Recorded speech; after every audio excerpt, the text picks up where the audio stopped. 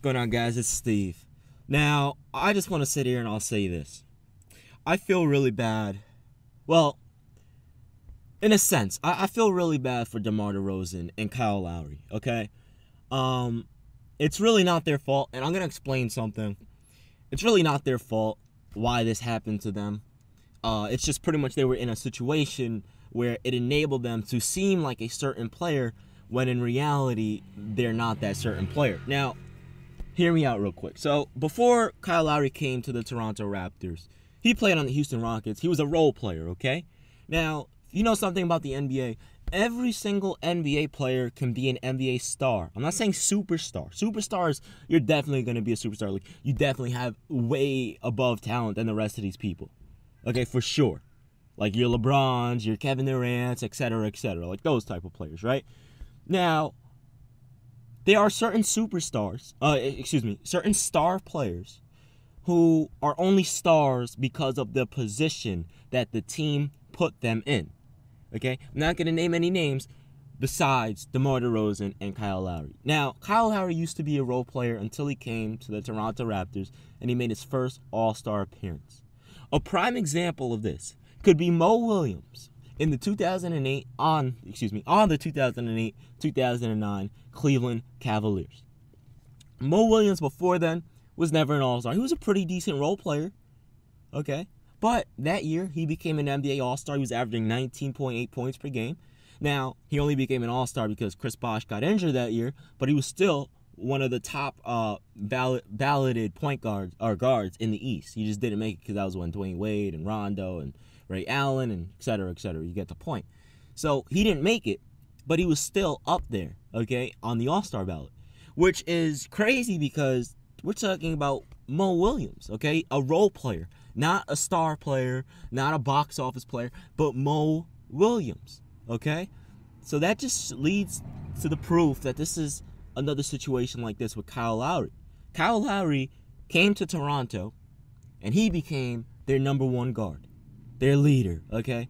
You can look throughout history. There have been so many players when in that position have averaged those type of points, has carried their team to the playoffs a few times, okay, because they had a decent supporting cast.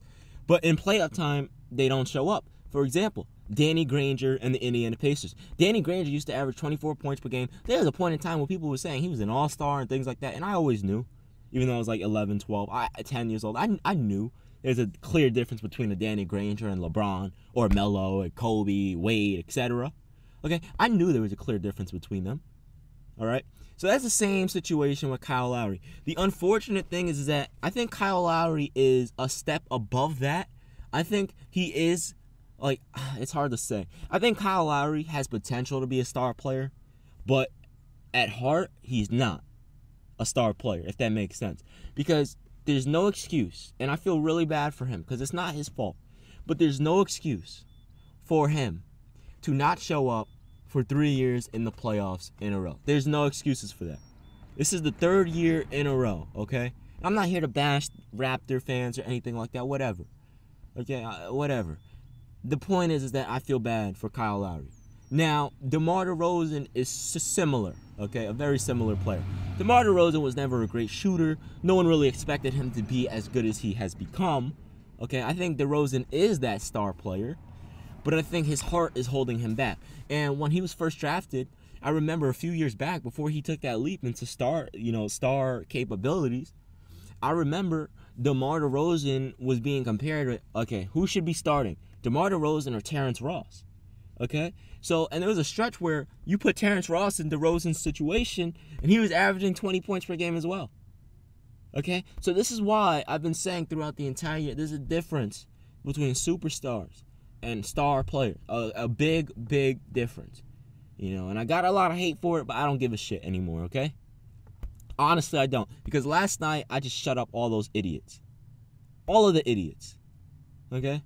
So anyway, you know, I feel bad for Kyle Lowry, DeMar DeRozan. You know, I don't wish them to play bad. I want them to play good. It's exciting to see them play good. It's exciting to see new players come around and play good. It's just, unfortunately, they're not. And, I just think it has to do with their heart, and they're just not supposed to be star players.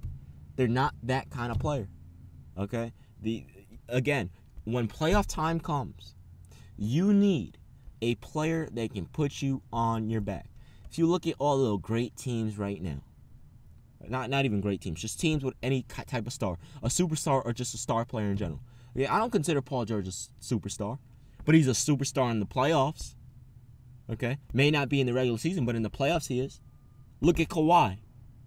He took a huge leap forward. He's definitely a superstar. Look at what Kevin Durant does in the playoffs. Look at what Stephen Curry does in the playoffs. Look at what James Harden does in the playoffs. Look at what Russell Westbrook does in the playoffs. LeBron, Kyrie, Kevin Love. Okay? Dwyane Wade, even out of his prime. Jimmy Butler. Okay? These are superstar players. And they deserve the ranks of being a superstar because they show up both in the regular season and in the playoffs. Okay? Now, obviously, I'm not even going to go there. I was going to mention someone, but forget it because the idiots are going to come in. He's not even a super... Whatever. Anyway, hope you guys enjoyed this video. I feel really bad for my man Kyle Lowry. I feel bad for my man DeMar DeRozan. I don't know why people think I'm hating on them when clearly I said a million times I don't want them to fail. I want them to do good, but according to them, if I'm not bandwagoning and I'm not sucking there, you know what? Then I'm hating. Whatever, man. Anyway, guys, thank you for all the love for everyone that supports me no matter what. Even if we have a different opinion and you still like the video. To be honest, if you dislike a video because someone has a different opinion than you, then you're soft. I'm sorry, but it's true. You're soft. If you put a comment cursing someone out in the comment section because they have a different opinion, you're obviously just a child or you're soft. I'm sorry, but it's the damn truth.